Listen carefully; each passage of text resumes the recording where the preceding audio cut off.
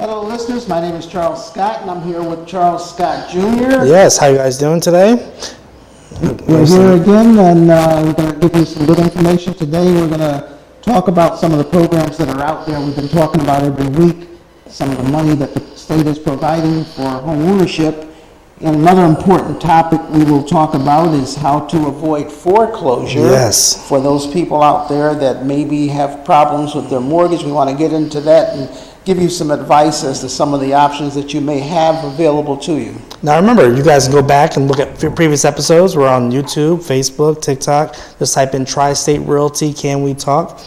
Dozens of episodes, at least 50 now. Very educational, not just real estate. We help people with their businesses and, other things throughout life. We talk about the economy. Mm-hmm. We also let you know some of the things that you may do to, invest in properties, whether it's a multifamily, whether it's a single family property, how to improve your property, how to get more value for your buck. Yes. Or you may know people out there that are looking to purchase a home. First-time home buyers we specialize in, and we teach a lot of classes. We teach classes, educational purposes, for some of the banks within the area, and we also teach for nonprofit, one of them being the Building Neighborhoods Together, Bridgeport Neighborhood Trust. We do a lot of home buying classes, and with these home buying classes, you get a certificate. Yes. A certificate is good for 1 year, and a lot of the programs that you have that the banks offer, they offer down payment assistance, they offer free money, but in most cases you have to take a course to get a certificate saying that you are aware of some of the, ways of buying a house. In these courses, they teach you financing, budgeting, credit repair, what to look for when you're buying a home as far as an appraiser, an inspector, real estate agent. And when I say a course or a class, it's a one-day event, and it's not all day, and you get a certificate. How about this, though? You can take it from home. It's on Zoom. Oh, that's right, People think, I got kids, I got this babysitter and all that. No, you can go on your phone. I have people that are driving and looking at this class sometimes. But yeah, we teach the classes, and it's very educational. I kind of wish that these classes were mandatory before you buy a house. You learn so much. It puts you ahead of the average buyer. You're going to be able to see things on my level and say, oh, wow, look at that. I'm not going to go after this house because of this, because I learned this in the class. So basically, we're about education. Yes. And today, one of the things I wanted to talk about, we were talking about the foreclosure. Mm-hmm. Now, there's not a lot of foreclosures that are out there, but for those individuals that may be involved in a foreclosure, there's many things that you can do. And one of those things you don't want to do is to avoid your court dates. Yes, don't ignore those letters that come in the mail. And honestly, I suggest people, if you haven't gotten a letter, check the ct.jud website. Make sure that they're actually trying to reach you. Some people may have, moved or maybe have a different address or P.O. box. Make sure you're getting this correspondence. Back when there was the COVID, there was what they call a moratorium, mm-hmm. where people did not have to make their mortgage payments for a certain amount of time. And in many cases, what they did is they would take whatever you owed them and they would put it at the end of the mortgage. Yes. Or they would split it in equal payments with your current mortgage until you caught up on the balance, mm-hmm. or the arrearage, they would call it. So there's different ways that they could actually help you. In some cases, they even had grant money or loans that they would give you so that you could pay for the back difference, whatever you were behind. Yes. So many of those things are coming due now. And also, I was going to say, a lot of these houses, people don't realize, have gotten so much equity since the COVID in 2020 that people are actually able to sell the house before the foreclosure and walk away with profit, or at least some money to go into a next purchase. Which is one of the things that we do call the market analysis. Mm-hmm. I would advise everyone out there to get a market analysis. Yes. There's no cost. It's free. I was going to say, how much is that market analysis? It's free. It's free. But remember, we have to see the inside house. You can't just call us up and say, how much is my house worth? Because we may not know that you have a remodeled bathroom, remodeled kitchen, or you added something to the patio. Remember, we have to see it in person. And when we look at the property on the inside, some of the things that we look for is naturally how many bedrooms you have, mm-hmm. but to see if there's any improvements, if you've done any cabinet spaces over, or new cabinets, or hardwood flooring, granite countertops. And even if you have not done any of these things, the property value has gone up quite a bit within the last 5 years. Yes. So when you do the market analysis, it gives you an idea how much your property is worth. Some cases, people may want to do a refinance. They may want to get an equity line of credit. Very true. And remember, with an equity line of credit, you know, it doesn't make any difference that much what the interest rate is, because you're not paying on it until you actually take any money out. How about that? So it's like money sitting there if you need it for emergencies, education, improve your house, probably do your kitchen over, pay off your bills, but you're not paying any payments back because you haven't accessed any of the money yet. Yes, So- that was a very good episode we had a couple months ago. We talked about HELOCs, home equity line of credit, where you can access some of that equity that's, you know, people have gained over the couple of years. Use it to, you know, start a business. Use it to buy a car. That was our car episode. Why, you know, take a loan out in one of these high interest loan places? I would say go tap a HELOC. And in the you know, full disclosure, we're not attorneys. No, we're not. We're not what was it? Financial advisors. We're financial advisors. We're not mortgage people, but we can give you an overview of how it works. Yes. And refer you to people that are very well versed in that field. Yes. You know, we deal with mortgage people. We deal with quite a few mortgage people. All the major mortgage companies we deal with, and all of the various banks we deal with, and loaning agencies we deal with. And when you're looking at the different array of people that are out there, there's quite a few. Some specialize in different programs than others do. So that's why I always tell people, when they're looking for a house, they think that, okay, I've been with this bank my whole life, I got a checking account, credit card, maybe I should go to them for a mortgage. I mean, you could, but they're not going to treat you any differently than any other person that walks in off the street. Why not come to a realtor and say, where do you suggest I go? This is my income. These are the programs I want to use. Remember, these programs have certain, you know, specifications, and certain places do not always service these loans. So that's a good thing to give us a call about also. Well, like I said before, we're talking about foreclosures. If anyone out there that you know of, or if even yourself, if you get a notice saying that you're behind in your mortgage payments, the first thing you want to do is contact your lender. Yes. And find out, you know, what the problem is. See if you can arrange to have the payments paid.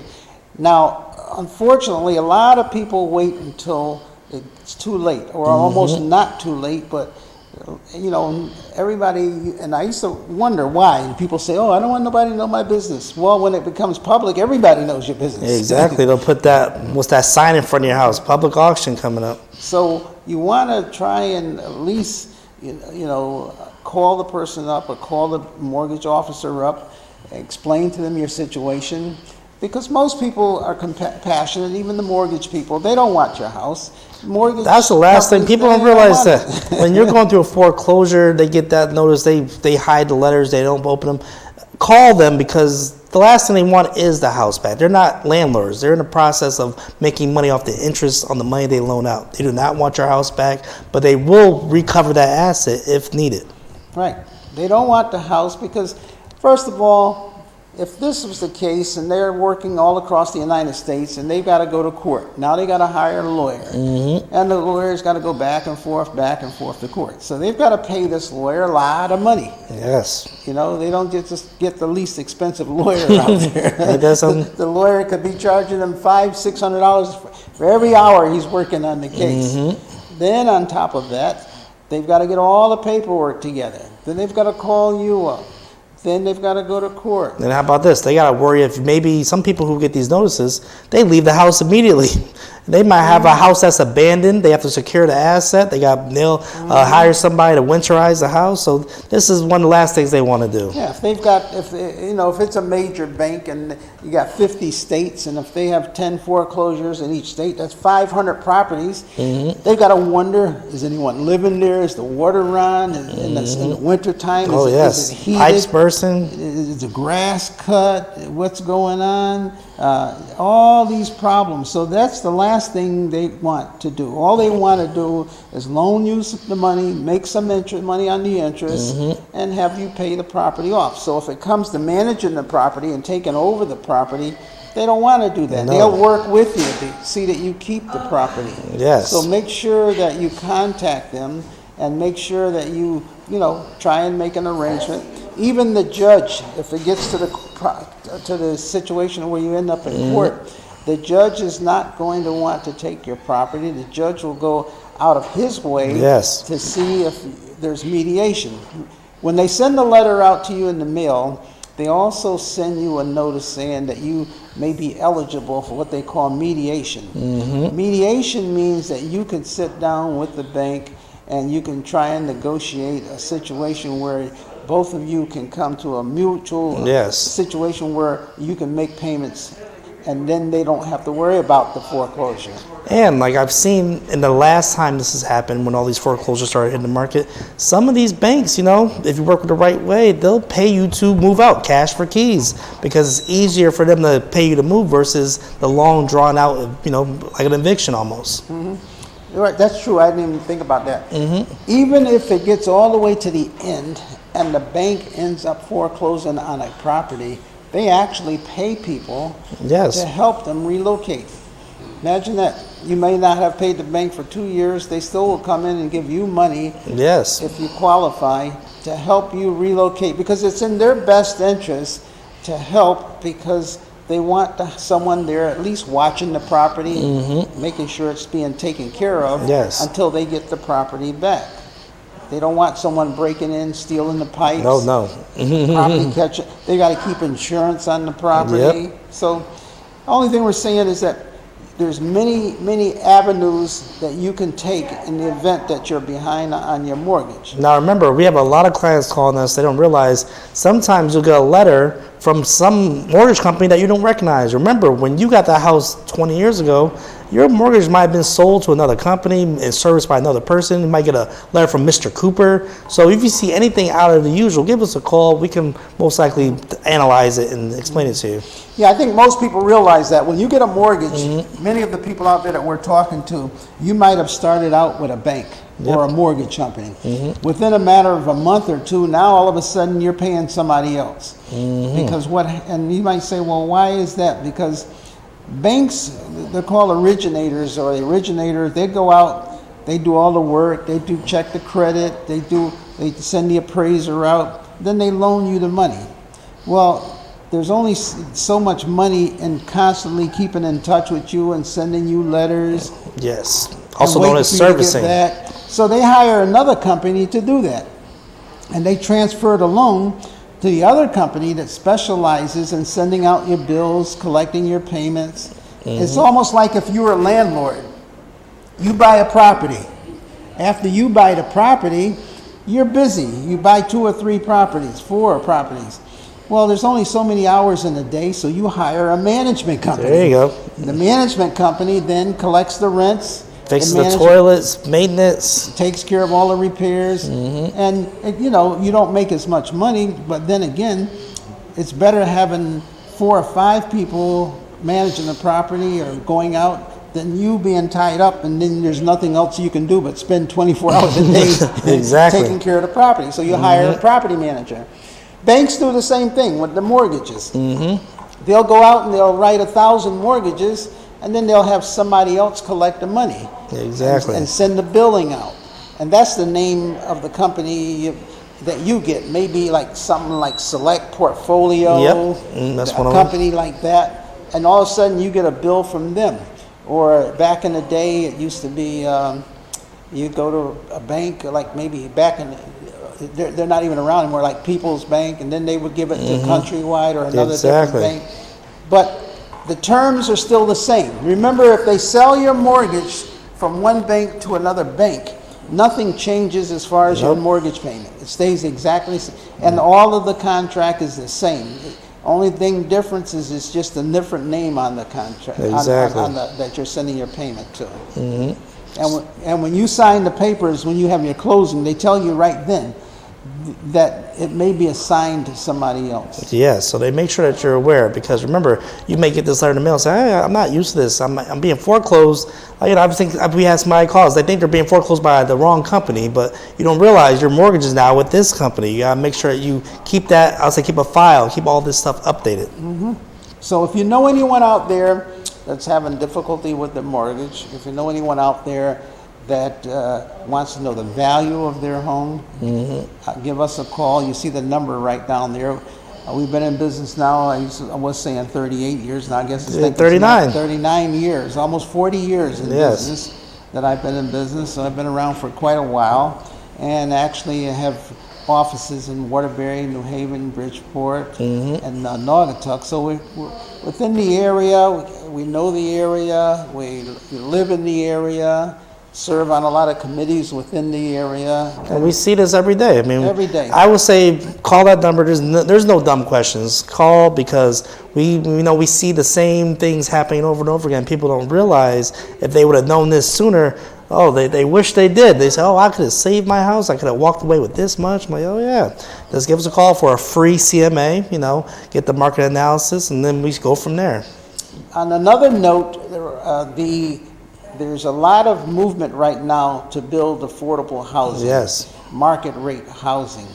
The United States, I was talking to a gentleman this morning, and he says, I've been in the real estate business. He was looking to buy a house. He's a landlord. And he said, I've been in it for 38 years. And he said, and right now there's more changes than ever before in all the years that I've been doing this. And he's right. Right now, the entire, real estate industry is going through a lot of changes. Yes. Technology has a lot to do with that. With the technology Very now, true. Everything is high speed. Years ago, when I started out in the real estate business, we didn't have computers. There was nothing on a computer. No Zillow. Back then, it was No Redfin. No, I think the computers were those big red tubes and different colors, blue, pink, and you go in there and most people use it just to look at cartoons and stuff like that, and not technology. And it wasn't the thing that it is now, where you have all the apps and you can put apps in there. Oh, yeah. And only few people had computers back then. They're called desktops. And most of the time, so I remember, like I said, you bought them for the kids, so the kids can go out and play the games, Pac-Man and stuff like that. They were like educational purposes. Little and educational things. You buy a little disc that you put in there and teaches the kids in grammar school how to count and how to add and how to spell. But now computers are in our phones. People have Zillow. When a house hits the market, the whole area knows about it now. Versus before, you had to go call the real estate agent. He calls another one, look at the MLS book that was printed that day. It's a lot more, I'll say, fast, more action-packed, I'll say. Yeah, the whole industry has changed, where in most cases now you could put an app on your phone, and the minute a property is listed, within a matter of seconds. But what I would say, what we're seeing with our clients, more so than ever, when you get that app and you look at that house, it's data overload. You see all that information? Give us a call. We look at that information. We can translate it instantly. As far as we say, this house right here, what kind of loan you got? You got FHA? Well, we can't go to that house. I'll tell you why later. So it's a matter of give us a call. We can analyze all that data very fast. We look at these charts and these, I'll say, listings constantly. Well, like you just said, most people, when they look at a property, they just look at one thing. They look at the front of the house, and they look at the price, and they look to see how many bedrooms it has. Oh, look at the pretty pictures. Look at that picture. Pictures, I'll say, are worth 1,000 words. With this AI technology and everything, it's worth 1,000,000 words now. We have to see this property in person. No buying without just over the internet. I'll see what some people are.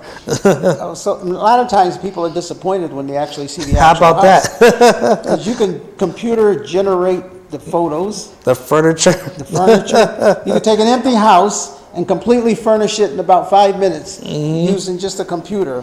You can pick up. You know how, like, when you go to a car dealer, Oh, yeah. they'll show you the car and then they'll say, okay, what color do you want? Well, let's see what it's going to look like in blue. What spoiler you want? What headlights? You start putting it together like a puzzle, and you can have it all pieced up and put everything together. with the computer-generated houses, they can take a basic house and Yep. put furniture in there, and they say, okay, well, let's leave with the dimensions. What size is your bed? Let's see if it'll fit in here, this, that. And you look at these photos, and by the time you get out to the house, you go, wow, it look different. It looks a lot different. A lot different. And the biggest complaint, two complaints I get from home buyers, especially first-time home buyers. Number one, the bedrooms are too small. Yep. They want large, expansive rooms. Big closets. Big closets, a lot of room. And when you're buying your first house, unfortunately, unless you got a lot of money to spend, you don't really get that type of house. Exactly. Because it's a starter house. You're just getting started out. That's right. So start out first-time home buyers. You know, we educate. We have a passion for helping first-time home buyers, definitely. But we make them realize, we educate them, like when you buy your first house, that's what it is. Your first house is stepping stones. The average person lives in a house for about 7 to 8 years. So remember, your dream home may be down the line, but guess what? The first house is always the hardest. The second, third, and fourth, you get more used to the procedure. You work with a realtor who you've been working with, and at that point, you have the equity you can use to move into a larger house. And just remember, you don't have to stay in the house 30 years. The No. mortgage is 30 years. You can buy the house, and after it's worth more money, you turn around and sell that house and buy another house. People don't realize, and that we've seen it. People have bought a house in January. That same house is back on the market in February. What happened there? You can literally sell a house. Once you got it, hey, put it back on the market. Maybe you can make some profit. As long as you can pay off your old mortgage, you can pay off that mortgage, and if you can make a profit, buy another house. Very true. You know, some people, they buy a house and all of a sudden they got relocated to another part of the country. Very true. They have to sell the house. They even got companies out there called relocation companies. If you work for a corporation or a business and you have to move, then they will turn around and arrange to have the house sold for you and move you immediately. You Yep. may have to move to another part of the country right away. So they'll arrange housing for you, put the house on the market, sell it. It's all, one-stop services. A lot of things can be done that you have to be aware of. That's where working with a professional person, call us Yes. up. We can look at your situation. Every situation is different. Every situation is different. I will say some people, when they start looking for their house, I've seen people find their house, their dream house, in 1 week, sometimes 3 months, sometimes a year. Everybody's journey is different, but what is important is to get ready. If you're not ready, get your credit up, get pre-approved, and start working with an agent who knows the area that you're going to be looking at. On the other fine point, and which is a good thing, we talk every week about time to own. Yes, time to own. That's a program that the state of Connecticut has to assist people to help them buy a house. And it's like I said, it's free money. We say this every time. It's money that is forgiven if you stay in the house for a certain amount of time. So one of the things that you probably, you have to not be and say, how can it, in the country or watch TV or the radio, to know that right now the entire United States is going through a housing crunch. Yes. People are having difficulty with the rental increase going up. Also, the selling of the amount of homes on the market has decreased. Inventory is very low right now because, if you see, it's different this time around. People thought, I've been hearing about this house crash for about 3 years now, but you realize you can't crash something when there's not enough inventory. Right now, they didn't build enough houses between 2010 and 2017, so we're having the results of that, and now we have the higher interest rates also. Well, when you talk about interest rates, I spoke to a gentleman this morning, and he gets it. He really gets it because he was looking to buy a house.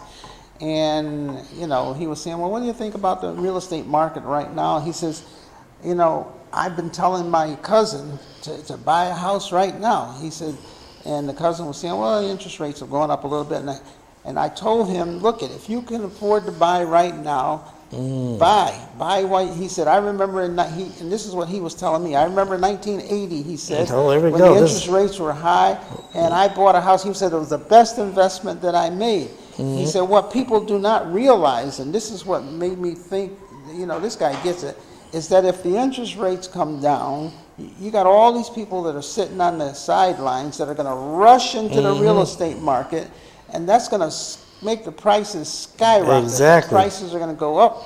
I said, you're 100% right. I said, that's exactly what's going to happen. Right now, you have a lot of people that have not bought, They're waiting, so when they come into the market, now all the prices are gonna shoot up. So do not expect the prices to come down and the interest rates to come down at the same time. One comes down, the other goes up. It's like a reverse action where the interest rates go down, you start seeing bidding more. People start offering more because remember, now the money is cheaper. They can be pre-approved for more money, and they're going to spend that money. That's why I see people do. They get pre-approved for $400,000. The house has to be $399,900. They don't even leave a dime on the table. They don't leave a dime on the table. They want to spend, and don't get caught up into that. Yeah. You know, if you go and you get pre-qualified for a mortgage, and if your mortgage is, let's say, $300,000 or $350,000, think, yes, the bank is saying you can qualify for that much, but it's up to you. Remember, it has to be paid back. Yes. It's not like you can you could spend every penny, but you don't really. You want to think, well, okay, I want my mortgage payment to be a certain amount. And I still want to be able to go out and eat. I still want to be able to pay my other bills. I still want to take my vacation. I still want to make my car payment. So just because the banks will say that you qualify for all of the amount of money, that doesn't mean you have to spend all of the money. Some people treat it like a charge card. I'm going to max out this pre-approval. I'm just going to spend I got to every penny spend I the can. entire thing. And this is a good question. We get asked this numerous times per year. If let's say you get pre-approved for $400,000 and you buy a house for $350,000, you do not get that extra $50,000 from the bank. I was going to come up with that. That's a question we get constantly. Do I get the extra money? No. To fix the house up, move my furniture? No, you do not. But remember, when you get pre-approved for $400,000, $300,000, whatever it may be, you don't have to spend the whole amount. You can still look for houses that are cheaper, I would say. Yeah. Look for something that can fit into your budget. The bank is just saying that based upon the debt-to-income ratio, if you max every single thing out, you will be able to pay right to the penny that amount. But it's up to you to decide how much money you want to spend. You just can't go over that amount. If they say you qualify for $350,000, you can't go spend $375,000. Exactly. And also I was going to tell people, we get this loud. Also, you should leave some room. Let's say you get pre-approved for $300,000. Look for those houses around $250,000, $260,000. Remember, we may run into issues where there's solar panels on the house. There's other things that come with the house. May need flood insurance. May need a flood insurance. So you're going to need that extra cushion, that extra room on the loan to, calculate for that. So mainly, we want to just let you know, if you're looking to purchase a home, give us a call. Definitely. We can come out, we can talk to you. Or if you just have a question, give us a call. Any first-time home buyer questions, we're here. Give us a call. If you're looking to sell a house, you may be relocating to another part of the country. Maybe the house is too big. Maybe your children have gone off to college. You no longer need the big house with all the bedrooms. Yes. You want to downsize. Have some people that are downsized from a big house into just a condo. Very true. They want to retire and enjoy life. If you're out there and you want to enjoy life and retire and have a smaller house and get rid of the big house and all of the taxes and insurance and snow and cutting the grass. Oh, yeah, all the maintenance. All the maintenance. Give us a call and we can take care of that for you also. Yes. So until next week, God bless. Amen.